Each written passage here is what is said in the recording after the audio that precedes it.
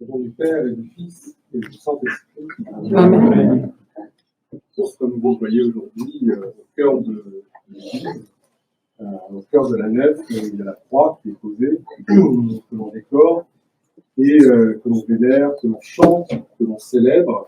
Alors si vous n'avez pas eu encore le temps, l'occasion de venir vous fermer devant, l'embrasser, faites-le, parce que faut le faire avant la communion si vous communiez, parce qu'une fois qu'on a communié, on n'embrasse plus les icônes, on n'embrasse plus la croix, parce qu'on a reçu Dieu lui-même, donc il n'est plus du tout nécessaire de manifester notre adoration autrement, mais surtout vénérer la croix.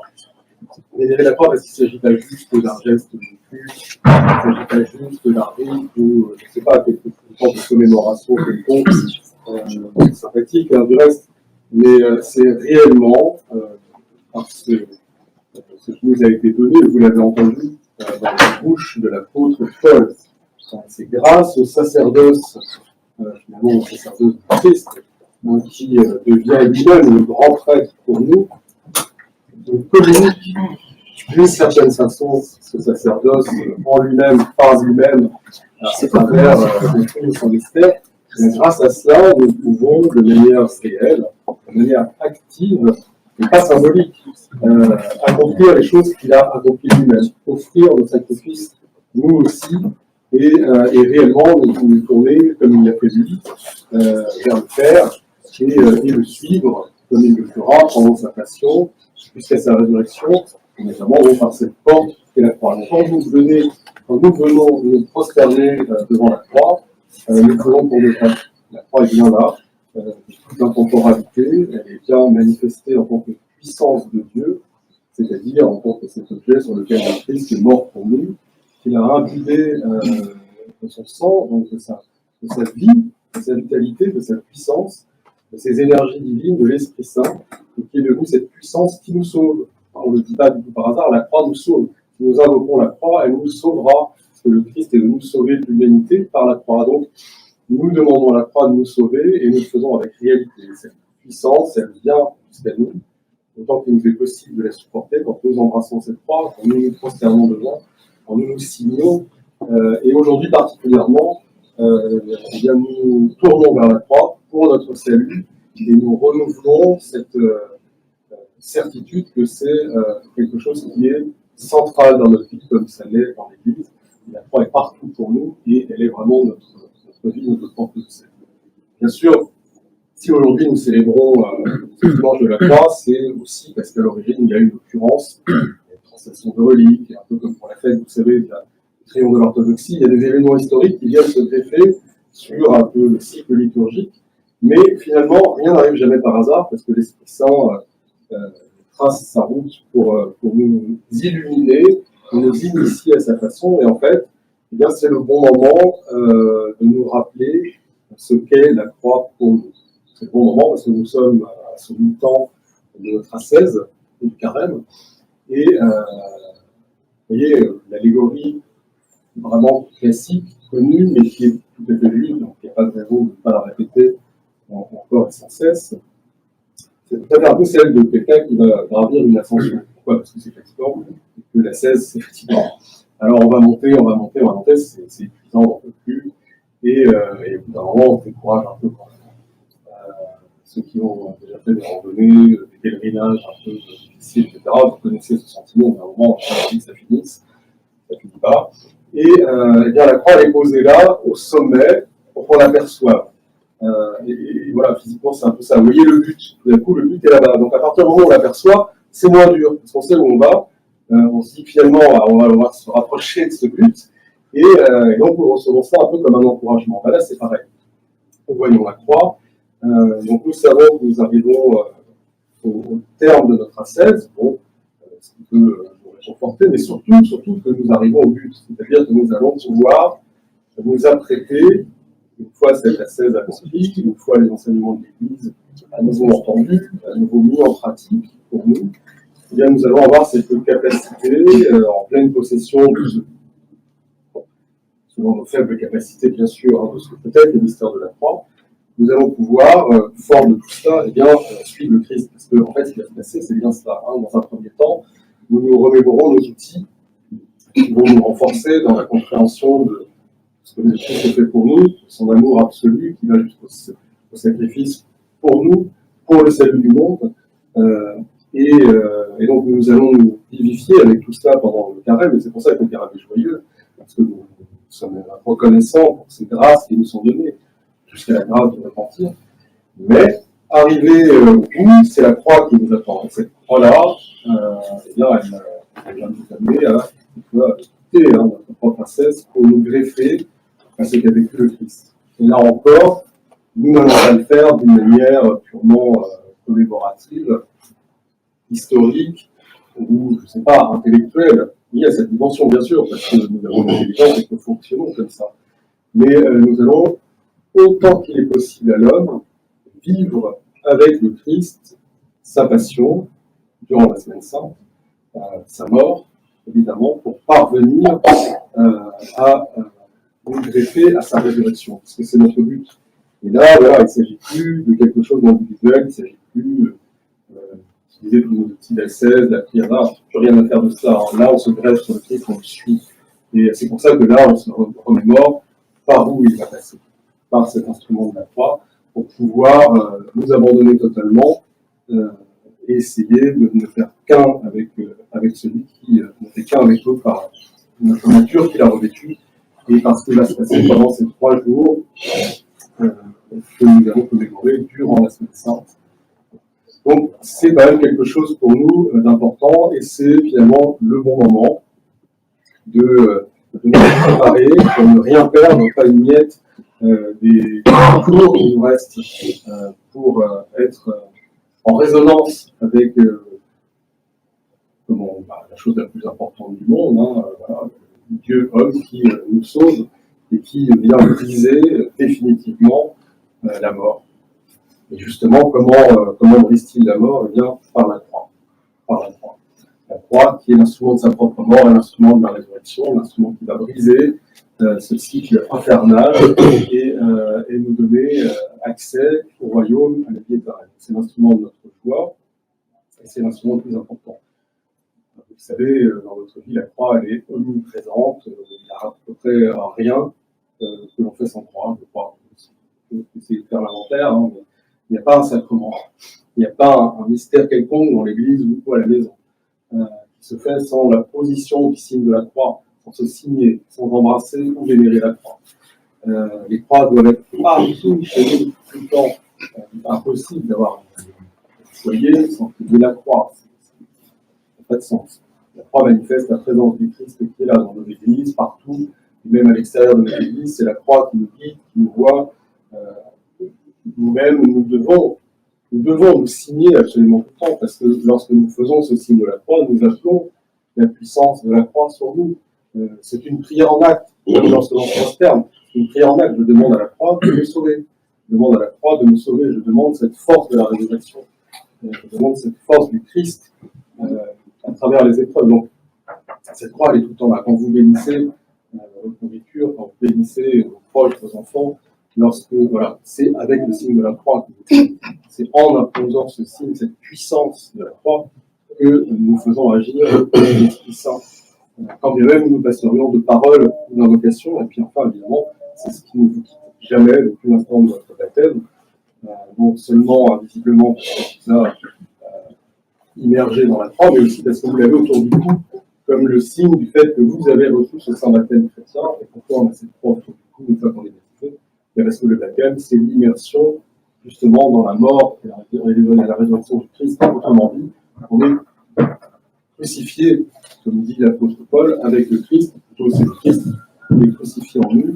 On devient aussi cruciforme et la croix, la christification, comme dit le Saint-Père Justin Popovitch, devient finalement notre unique façon de voir le monde, notre unique façon de voir les choses. L'univers, pour nous, fonctionne par la pensée divine selon la croix. La croix est absolument tout pour le chrétien. Donc, nous nous approprions ce qui est à nous. Aujourd'hui, le Christ, quand même, nous adresse des paroles particulières. C'est-à-dire qu'on n'a pas un événement historique, une parabole qui nous est rappelé, quelque chose que le Christ aurait fait, un miracle que le Christ a fait, une guérison ou quoi que ce soit. le Christ prend la parole pour la foule et ses disciples, c'est-à-dire pour nous à travers le temps, parce que sa parole nous est ramenée, et pour nous indiquer quand même quelque chose de très précis, en nous disant, celui qui veut me suivre, qu'il prenne sa croix et qu'il renonce à lui-même. Voilà quelque chose d'intéressant. Effectivement, il nous dit clairement quoi faire et éventuellement comment le faire. Alors, prendre sa croix, il y a évidemment plusieurs façons de le faire. Alors, la première façon, elle est tout à fait littérale, et c'est celle que j'ai évoquée. En tant que chrétiens, nous sommes revêtus de la croix depuis le baptême, nous la côtoyons tous les jours de notre vie, nous invoquons son pouvoir, sa puissance en permanence, et enfin nous allons prendre la croix à l'issue de ce Saint Carême en suivant le Christ, et particulièrement le jeudi saint et le vendredi saint, jusqu'à Pâques, en nous immergeant dans ce mystère de la rédemption, le mystère de la croix. Donc, littéralement, effectivement, c'est ce à quoi le Christ nous invite, de prendre également la croix par ce mystère qui rend possible par le sacerdoce, celui de Melchisédek que le Christ nous lègue, fait que l'Esprit Saint rend réel tout ce que nous faisons ici dans l'Église. Donc nous allons vraiment prendre la croix comme Christ. Nous devenons en quelque sorte exactement comme cet homme qui a été interpellé, agrippé par les Romains pendant que Christ portait sa croix, Simon de Cyrène, n'est pas nécessairement tout à fait volontaire pour la chose, mais nous un peu plus, je pense, mais qui est sollicité pour lui-même porter un peu la croix de Christ. C'est ça que nous allons tenter de faire avec les autres qui vont porter cette croix. Ensuite, il y a évidemment le sens figuré qui prennent sa croix, et vous le connaissez parce qu'on les vote, parce que les pères en parlent, parce qu'à d'autres moments de la liturgie et de l'année liturgique, et nous en parlons aussi. Prendre sa croix, c'est accepter, alors, une certaine forme des épreuves, évidemment, un peu caricaturalement, mais en gros, c'est accepter la volonté de Dieu pour nous. Voilà, la volonté de Dieu n'est pas nécessairement ce qu'on veut la nôtre. On va peut-être partager les choses pas simplement, mais nous acceptons ce que Dieu peut pour nous. Donc on accepte sa vie, on accepte ce que Dieu nous réserve, et on accepte avec reconnaissance. Ça, c'est aussi prendre sa croix, apprendre à accepter que non pas notre volonté se fasse, mais celle de Dieu. Et enfin, qu'est-ce que renoncer à nous-mêmes? Encore une fois, nous avons au moins ces deux versions d'explication. La première littérale, toujours, je renonce à moi-même, parce que je vais m'oublier totalement dans les offices et dans la Sainte Liturgie et m'identifier au Christ. Donc je ne suis plus moi-même, je suis le Christ, et je permets cet accomplissement de cet exorde permanent de l'apôtre, qui est de dire, ce n'est plus moi qui vis, mais le Christ qui vit en moi, et le Christ crucifié. En faisant cela, je permets au Christ d'agir en moi. Et vous avez entendu toute l'année des absolument formidable de l'apôtre, et qu'il est avec tout cela, c'est-à-dire que pour nous aider à comprendre un peu de quoi il s'agit, il y a le vieil homme, c'est-à-dire à peu près nous actuellement, avec nos habitudes, ceux qui connaissent les carreaux, etc. Et il y a l'homme nouveau auquel nous devons parvenir. Et l'homme nouveau auquel nous devons parvenir, c'est le Christ, et particulièrement le Christ ressuscité. Et on pourrait parvenir, comment on fait? Eh bien, on crucifie le vieil homme. On le met à mort, et on le met à mort avec le Christ. On le met à mort en mourant en péché, en mourant à la vie, à la mort, en mourant à ce qui nous constituait avant, en essayant de vivre, en faisant agir le Christ lui-même en nous, et en faisant s'activer sa propre passion en nous. Donc nous avons cette façon de nous renoncer, de suivre le Christ, également littéralement. Il y a une autre chose qui finalement est assez simple à comprendre en appliquant juste le vocabulaire de notre langue. Hein. Je renonce à moi-même, ça veut dire que je descends comme on l'a dit dans le livre, c'est moi qui en centre, mais c'est l'autre. L'autre, évidemment, le Christ. Et pour que les choses soient pas même un peu plus complexes, c'est l'autre tout court. Donc je vais me consacrer davantage à l'autre. Et là, ça devient très intéressant. C'est cet enseignement qui a été merveilleusement éclairci et porté jusqu'à nous, notamment par le père Dimitros Steliori, qui explique que finalement, la croix qui nous sauve, c'est pas la croix qu'on porte nous-mêmes pour nous-mêmes. C'est pas je prends ma croix et je me sauve en portant ma croix. La croix qui me sauve, c'est la croix que l'autre m'a portée pour moi. Ça, vous sentez bien quand quelque chose ne va pas et que l'autre vient vous aider, vient vous écouter, vient prier pour vous, il se passe quelque chose. C'est quand même tout à fait différent. Donc la croix qui nous sauve, c'est celle que nous portons les uns pour les autres. Et c'est ça. Vous vous rappelez, la semaine dernière, c'est ces hommes, ces amis qui portent celui qui ne peut pas être mobile sur son rabat pour le mener au Christ.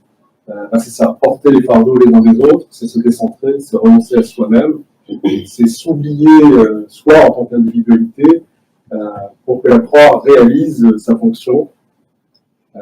Et une de ses fonctions importantes est de briser le mur de séparation entre les individus. Plus clairement, donc, si je me détourne de moi, je permets qu'autre chose advienne en moi. Et cette autre chose, finalement, c'est la personne. La personne, c'est quoi? C'est ce qui va entrer en communion. Qui entre en communion avec Dieu, bien sûr, mais qui entre en communion les uns avec les autres. Si je ne pense pas à moi, je pense à l'autre. Si je pense à l'autre, je rentre en communion en résonance avec lui. Et l'autre de la même manière. Et ça, c'est ce que nous faisons les uns les autres à l'image de la Sainte Trinité. Parce que sans la communion, nous ne sommes pas le corps du Christ. Nous ne sommes pas le corps. L'Église, c'est le corps. L'Église forme un seul et unique corps. Nous, les uns avec les autres, pas moi tout seul. C'est toi avec moi. Vous voyez, la croix brise les portes de séparation, brise le mur de séparation. La croix, c'est le révélateur de la personne. La personne, c'est ce que nous ne connaissons pas encore vraiment. C'est ce qui résultera, c'est ce nouvel homme, ce qui résultera de la personne crucifiée, morte au péché, qui aura bien suivi le Christ, qui se retrouvera comme le Christ, mort en croix et qui pourra ressusciter avec nous. Et ça, c'est ce qui manifestera le royaume, la communion. Donc c'est tout cela qui finalement se résume dans la dernière parole du Christ, suivre le Christ. C'est ça. Suivre le Christ, c'est ça. Et cet énigmatique qui veut gagner sa vie la perdra et perdre sa vie la gagnera, finalement, c'est un petit peu le résumé malin, savant de cela. Si je ne pense pas à moi, mais je pense qu'à l'autre, la vie sera sauvée, parce que la personne va se révéler, la communion aura lieu. Mais si je suis égocentré, auto-centré, je ne verrai rien, je ne participe pas au mystère de la croix, finalement je perdrai la vie, c'est-à-dire la vie éternelle, je dois faire la vie dans la communion de Dieu.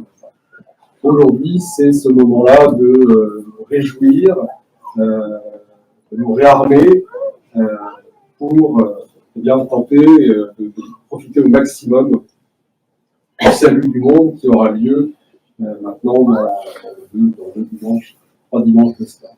Notre Dieu soit honneur et gloire pour les siècles des siècles. Amen.